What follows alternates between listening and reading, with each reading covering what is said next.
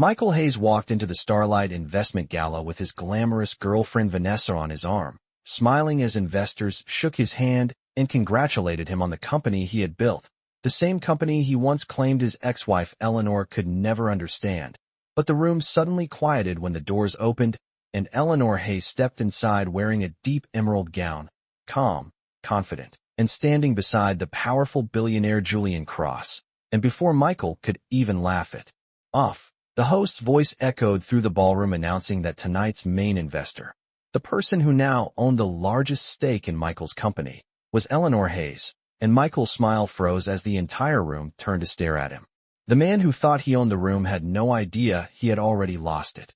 The Starlight Investment Gala glittered beneath towering crystal chandeliers, their golden light spilling across marble floors and rows of perfectly arranged tables dressed in white linen and silver cutlery. Outside, a line of black sedans stretched nearly 100 yards along Fifth Avenue as Manhattan's wealthiest investors stepped into the grand ballroom one after another, each conversation humming with the quiet rhythm of money, ambition, and reputation. Michael Hayes moved through the crowd like a man exactly where he belonged. His tailored navy tuxedo fit like armor, and his smile carried the easy confidence of someone who believed the future had already chosen him as its winner. On his arm stood Vanessa Cole, radiant in a crimson silk gown that shimmered beneath the chandeliers like a flare of fire against the polished room. Heads turned as they passed, some admiring, some calculating. Michael enjoyed every second of it. Tonight was supposed to be his night. After 2 years of aggressive expansion, Hayes Dynamics was finally securing the capital that would push his company into the top tier of New York's investment scene. A silent investor had been quietly buying shares for months, and tonight's gala would finalize the deal. $40 million.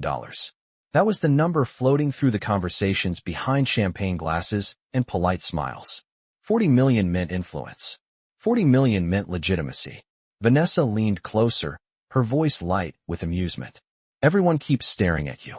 Michael smirked, accepting a glass of champagne from a passing server.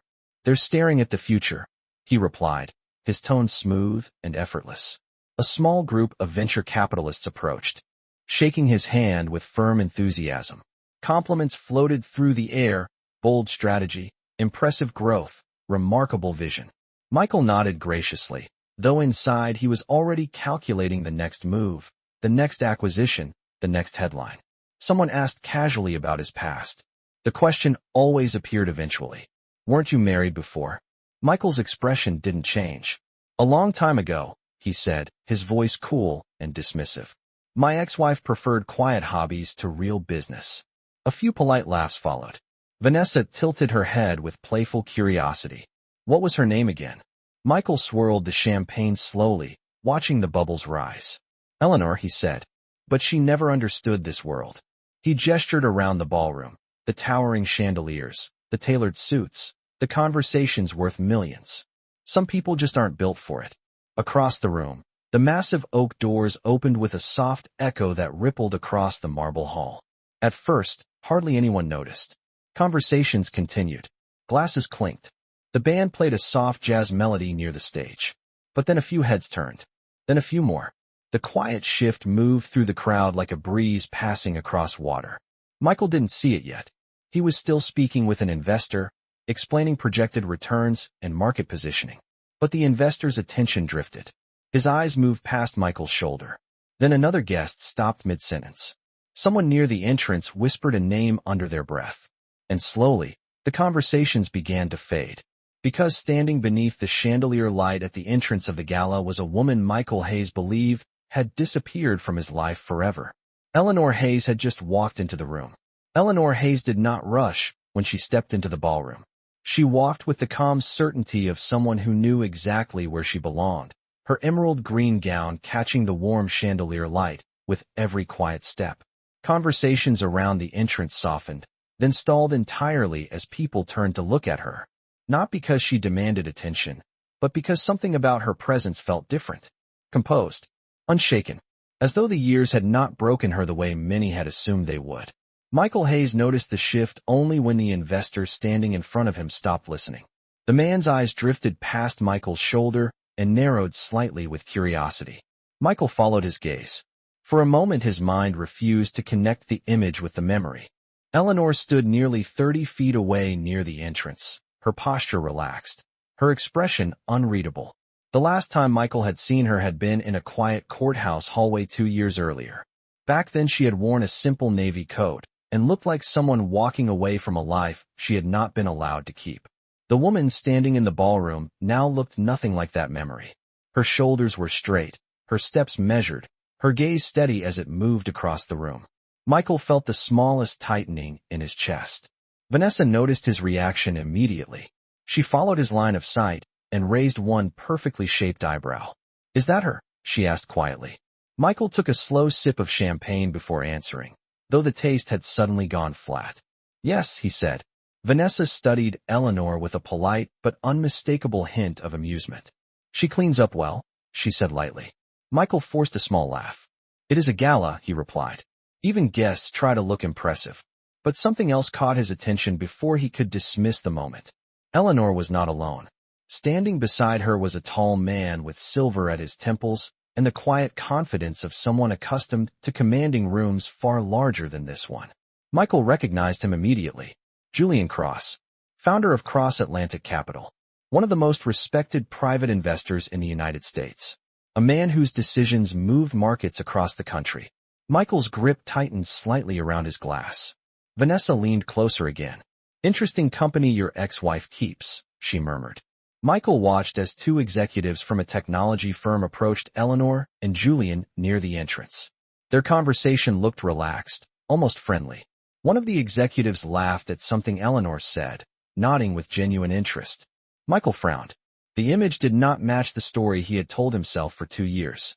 In his mind, Eleanor had retreated into quiet obscurity after the divorce. Someone who had never understood the ruthless pace of business. Someone who had been relieved to disappear from it. Yet the people surrounding her now were not casual acquaintances. They were investors, founders, people who rarely wasted their time. Across the ballroom, Eleanor felt Michael's gaze long before she turned toward him. When their eyes finally met across the marble floor, neither of them spoke. Michael expected anger, or bitterness, perhaps even embarrassment. Instead, Eleanor simply looked at him with calm recognition, like someone seeing a chapter of a book she had already finished reading. Then she turned back to the conversation beside her as if the moment had never mattered at all. Michael felt something unfamiliar settle into the room around him. Not tension, not hostility, something quieter. Something that felt like the beginning of a question he did not yet understand. The quiet ripple that had moved through the ballroom never fully settled again. It lingered in the air like the final vibration of a struck piano key, subtle but impossible to ignore. Michael Hayes tried to return his attention to the investors standing around him, but the rhythm of the room had shifted in a way he could not control. The conversations near him had grown distracted, eyes drifting again and again toward the far end of the hall, where Eleanor Hayes continued speaking with calm ease beside Julian Cross. Michael forced a polite smile as someone finished describing a potential partnership. Yet even as he nodded, he felt the strange awareness that something in the evening no longer belonged to him. Vanessa noticed it too. She traced a fingertip along the rim of her champagne glass, watching Eleanor from across the marble floor. "You did not mention that your ex-wife had powerful friends," she said softly. Michael answered without looking away. "She does not," he said, but the certainty in his voice sounded thinner than he intended. Across the ballroom, a small group had begun to gather around Eleanor and Julian. One of the city's well-known venture capital managers shook Eleanor's hand warmly before stepping aside to introduce her to another guest. The exchange looked natural, practiced, almost routine. Not the awkward politeness people used with strangers. The kind of familiarity that only came from repeated meetings behind closed conference room doors. Michael felt the quiet pressure in his chest return. For a brief moment, he considered walking across the room, asking Julian Cross directly what connection he had with Eleanor. But something about the situation held him back. A feeling that approaching too quickly might reveal how little he understood about what was happening. Then the lights above the ballroom dimmed slightly as a gentle chime sounded near the stage. Conversations faded as guests turned toward the front of the room where the host of the evening stepped up to the microphone. The man smiled warmly at the crowd, waiting for the room to settle before speaking. "Ladies and gentlemen, Thank you for joining us tonight at the Starlight Investment Gala. His voice carried easily through the hall, calm and practiced. This evening celebrates innovation, partnership, and the bold vision required to build the future of American enterprise. A round of polite applause moved through the room. Michael straightened slightly beside Vanessa, instinctively preparing for the moment he had expected all night. The announcement of the new capital partner. The final confirmation of the investment that would transform Hayes Dynamics into a national name. The host continued speaking about economic growth, collaboration, and the remarkable opportunities ahead. Michael barely listened. His attention returned again to Eleanor standing quietly near the entrance, her expression calm as she watched the stage. She did not appear nervous. She did not appear curious. If anything, she looked almost patient, as if she already knew what was about to be said. The host lifted a small card from the podium and smiled again. Tonight we also celebrate a major investment that will support the next stage of expansion for one of the most promising companies in this room. Several guests turned toward Michael immediately. He felt Vanessa squeeze his arm with excitement. The host paused just long enough for anticipation to fill the room. Over the past 6 months, the host continued, a private investor has been quietly acquiring a significant position in this company. Michael nodded slowly, already imagining the applause. But then the host's eyes moved away from Michael and across the room toward the woman standing beneath the chandelier light near the entrance. And when the host spoke the next words, the room fell completely silent. Please join me in welcoming the principal investor behind this partnership. The host extended one hand toward Eleanor Hayes. Ms. Eleanor Hayes. For a moment no one moved. The silence that spread across the ballroom felt heavier than the marble floor beneath their feet. Michael Hayes stood perfectly still as the words echoed through the grand hall. Ms. Eleanor Hayes. The principal investor.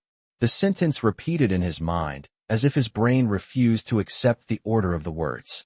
Vanessa slowly lowered her champagne glass, her eyes moving from the stage to Eleanor and back again. Around them the guests began, whispering softly, a quiet wave of surprise moving across the crowd. Eleanor did not react with shock or excitement. She simply inclined her head slightly toward the host, the same calm expression resting on her face as if the announcement had been the most natural thing in the world. Julian Cross stepped half a pace to the side, allowing the room's attention to fall entirely on her.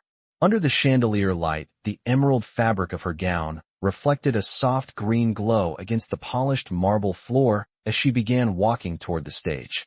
Each step was steady, measured, unhurried. The sound of her heels against the floor seemed louder now that the room had fallen silent. Michael felt the strange pressure in his chest tighten again. For 2 years he had built a story in his mind about the life Eleanor had returned to after the divorce. A quiet life somewhere far away from boardrooms and negotiations. A life that had nothing to do with him or the company he had worked so relentlessly to build. Yet the evidence unfolding in front of him refused to match that story. The host greeted Eleanor at the steps of the stage with a warm handshake before offering her the microphone. Applause began hesitantly at first, then gradually grew stronger as more guests joined in. Some clapped out of admiration, others out of curiosity. Eleanor waited patiently for the room to settle again before speaking. Her voice carried clearly through the hall, calm and steady. Thank you for the welcome, she said. And thank you for supporting the future of American innovation. Michael listened carefully, searching her words for some explanation that would make sense of what was happening. But Eleanor spoke with the confidence of someone who had spent months, perhaps even years, preparing for this exact moment. She explained how strategic investment could strengthen companies that had the courage to grow beyond their original limits. She spoke about long-term stability, responsible leadership, and the importance of vision. Several guests nodded thoughtfully as she spoke. The tone was not triumphant. It was professional, controlled, as though the announcement had simply revealed something that had already been quietly decided long before tonight. Michael barely heard the end of her remarks. One sentence echoed louder than the rest. Over the past 6 months, Eleanor said, our team has acquired a significant ownership position in Hayes Dynamics in order to guide its next stage of expansion. The words landed like a quiet weight in the center of the room. Vanessa turned slowly toward Michael. Her earlier confidence had faded into something closer to disbelief. Michael did not answer her unspoken question. His eyes remained fixed on the stage where Eleanor Hayes stood beneath the chandeliers, speaking to the room as if she had always belonged there. And for the first time that evening, Michael realized that the company he believed he controlled might already belong to someone else. Applause slowly faded across the ballroom, but the atmosphere did not return to normal. Something fundamental had shifted. The Starlight Investment Gala was no longer celebrating Michael Hayes. The center of gravity in the room had quietly moved somewhere else. Eleanor Hayes handed the microphone back to the host with a polite smile and stepped down from the stage. Conversations began again, but now they carried a different tone. Investors who had been gathered around Michael minutes earlier were suddenly watching Eleanor with open interest. A few even began moving in her direction. Michael remained where he stood, his mind racing through numbers, contracts, and the structure of the company he had spent the last 4 years building. 40% ownership would be influence. 50% would be control. But the host had said something else. A significant ownership position. The words repeated in his mind like a puzzle piece that refused to settle. Vanessa leaned closer to him, her voice lower now. "Did you know about this?" she asked quietly. Michael did not answer immediately. His eyes were still fixed on Eleanor as she spoke calmly with a small group of investors near the stage. One of them was a venture capital executive who had refused to return Michael's calls for months. Yet now the man laughed easily at something Eleanor said and nodded with visible respect. Michael finally shook his head once. "No," he said. Vanessa studied him carefully, then glanced back toward Eleanor again. "You told me she did not understand business." Michael said nothing. Across the ballroom, Eleanor accepted a handshake from an older investor before stepping aside as Julian Cross approached her again. The two exchanged a few quiet words. Julian's expression carried the relaxed satisfaction of someone watching a carefully planned strategy unfold exactly as expected. Eleanor listened, then gave a small nod. The exchange lasted only seconds, but it confirmed something Michael had begun to suspect. This was not an accident. This was not luck. It had been organized, planned, quietly executed over months without his knowledge. A group of investors approached Eleanor, asking questions about the expansion strategy she had mentioned during her speech. Eleanor answered each question with calm clarity, outlining growth plans, supply chain improvements, and long-term stability. Michael heard pieces of the conversation drifting across the room. She spoke about board representation, operational oversight, strategic partnerships, terms that only appeared when ownership carried real authority. The realization settled slowly in Michael's mind. Hayes Dynamics was no longer simply his company. Vanessa exhaled softly beside him. "Everyone is looking at her now," she said. Michael noticed it too. The room had rearranged itself in subtle ways. Guests who once waited for his attention were now gravitating toward Eleanor instead. Even the host of the evening stood nearby, speaking to her with visible enthusiasm. Michael finally placed his untouched champagne glass onto a nearby table. The liquid inside trembled slightly against the crystal as he released it. Across the room, Eleanor turned briefly, her eyes meeting his once more through the shifting crowd.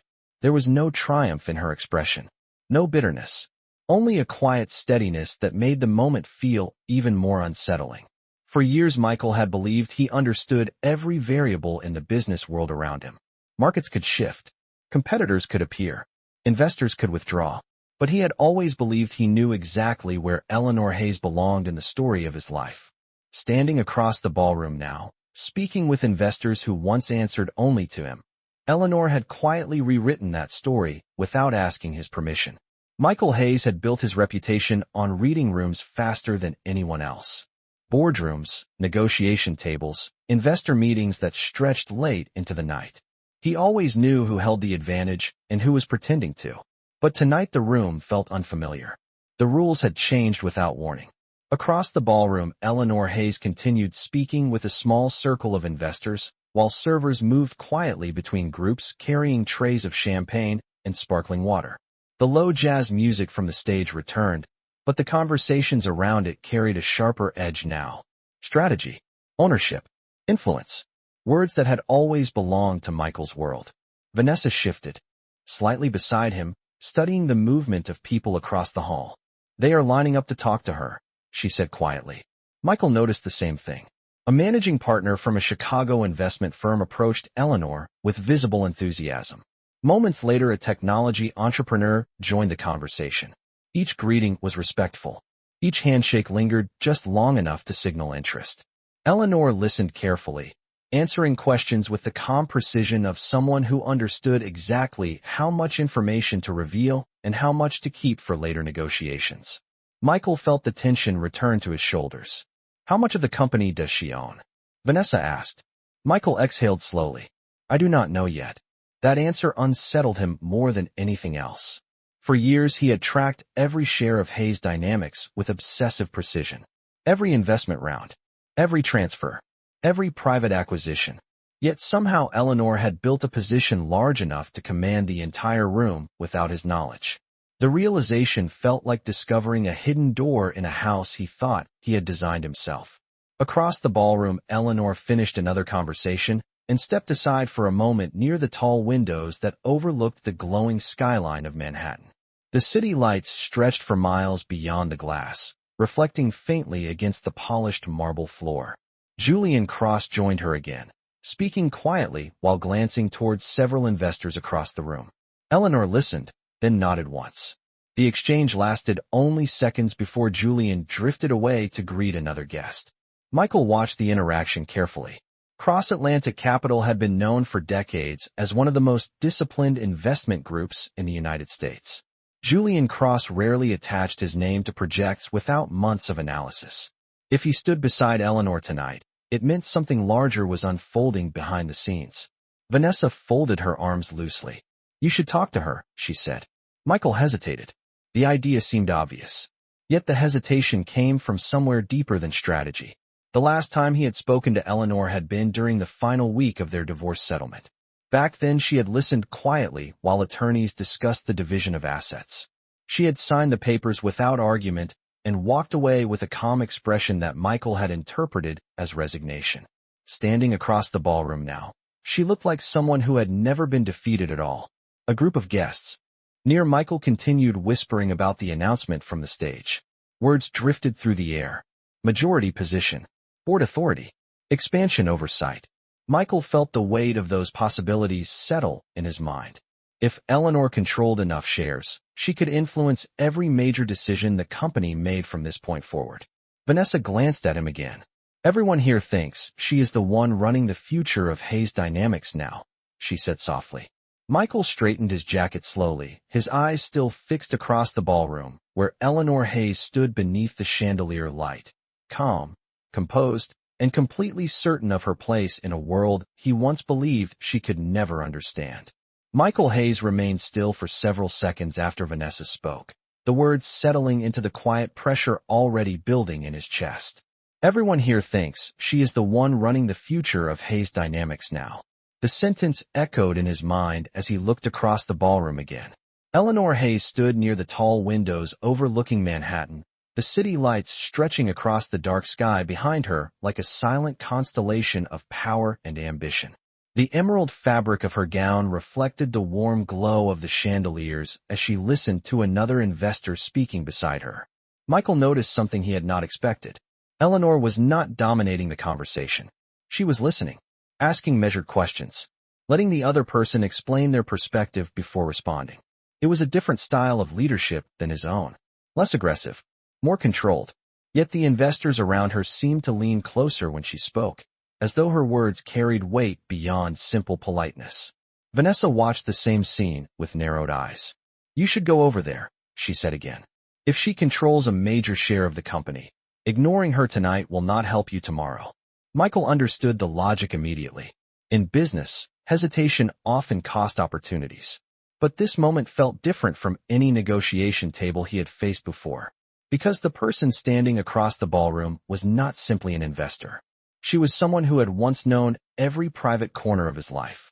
Someone who had listened to his earliest ideas for Hayes Dynamics when the company existed only as sketches on legal pads spread across their kitchen table. Someone he had dismissed as incapable of understanding the world he believed he had mastered. Michael finally adjusted the cuff of his jacket and stepped forward. The movement was small, but Vanessa noticed it instantly. "There you go," she said softly. As Michael crossed the marble floor, the conversations around him continued, but the tone had changed from admiration to curiosity. A few guests watched him openly. They had seen the same announcement from the stage. They understood what it meant when a founder suddenly faced a controlling investor he had not expected. Eleanor turned slightly as Michael approached, sensing the movement through the shifting crowd. Their eyes met again. This time neither of them looked away. For a brief moment the surrounding voices seemed to fade beneath the quiet weight of memory. Michael remembered the small apartment they had once shared nearly 6 years earlier. Late nights filled with spreadsheets and ambition. Eleanor sitting across the table asking thoughtful questions while he explained how the company might grow if the right investors believed in the idea. Back then he had spoken with complete certainty about the future. Now the future stood 10 feet away from him, wearing an emerald gown and speaking with investors who once waited for his approval. Michael stopped a few steps in front of her. Eleanor finished her current conversation calmly before turning fully toward him. The investor beside her glanced between them, sensing the personal history behind the moment, then quietly excused himself and stepped away. For the first time that evening, Michael and Eleanor stood face to face without the distance of a ballroom between them. Eleanor's expression remained composed. There was no anger in her eyes. No satisfaction either. Only the calm presence of someone who had already moved far beyond the argument that once defined their relationship. Michael spoke first, his voice steady but quieter than usual. "You planned this." Eleanor studied him for a moment, the faintest hint of reflection passing across her face, as if she were considering how honest her answer should be. Then she said calmly, "I prepared for it." And the difference between those two sentences hung in the air like a truth Michael was only beginning to understand. Eleanor's words lingered between them long after she finished speaking. "I prepared for it." The sentence sounded simple, almost gentle, but Michael Hayes understood the deeper meaning behind it. Preparation meant patience. Preparation meant strategy. Preparation meant months, perhaps even years, of quiet decisions made far away from the spotlight he had always believed belonged to him. For a moment Michael simply looked at her, studying the calm steadiness in her expression. In the years they had been married, he had grown used to seeing Eleanor in quieter roles. The one asking questions. The one listening carefully while he explained his plans for the company he dreamed of building. But the woman standing in front of him now carried a different kind of certainty. Not louder, not dramatic, just solid in a way that made the crowded ballroom feel strangely quiet around them. "You bought into the company," Michael said slowly. "Without telling me." Eleanor tilted her head slightly, considering the words before answering. "The shares were available on the market," she replied. "Anyone could have acquired them." Michael exhaled quietly. The answer was technically correct. Hayes Dynamics had issued additional shares during the last expansion round. At the time he had assumed the purchases were scattered across several small investors. None of the transactions had been large enough individually to trigger concern. But when combined together, they could form something much larger. Eleanor had not rushed. She had simply gathered the pieces one by one. Across the ballroom, the low hum of conversation continued, though several nearby guests were clearly paying attention to the exchange unfolding near the tall windows. Vanessa remained a short distance away, watching with careful interest. Eleanor continued calmly. "Your company needed capital to expand into the Midwest logistics network. Your public filings made that clear." Michael frowned slightly. "You have been reading the filings." Eleanor allowed the faintest smile. "I have been studying them." The distinction was subtle but unmistakable. Reading meant curiosity. Studying meant intent. Michael ran a hand briefly along the edge of his jacket sleeve, thinking through the implications. "You said your team acquired a significant ownership position," he said. "What exactly does that mean?" Eleanor met his gaze evenly. "Enough to guide the company's next stage." Michael understood the language immediately. It was the same careful phrasing investors used when they did not wish to reveal precise percentages in public rooms. Enough meant influence, possibly control. The thought settled heavily in his mind. For years, Hayes Dynamics had been the product of his ambition, his strategy, his reputation. Now another name had quietly entered the foundation of that structure. Eleanor glanced briefly across the ballroom, where Julian Cross stood speaking with two venture partners. Julian's firm provided advisory support during the acquisitions, she said calmly. Michael followed her gaze. The pieces continued to align in ways he had not predicted. Cross-Atlantic capital rarely supported passive investments. If Julian Cross had helped structure the purchase, then the strategy behind it had been deliberate from the beginning.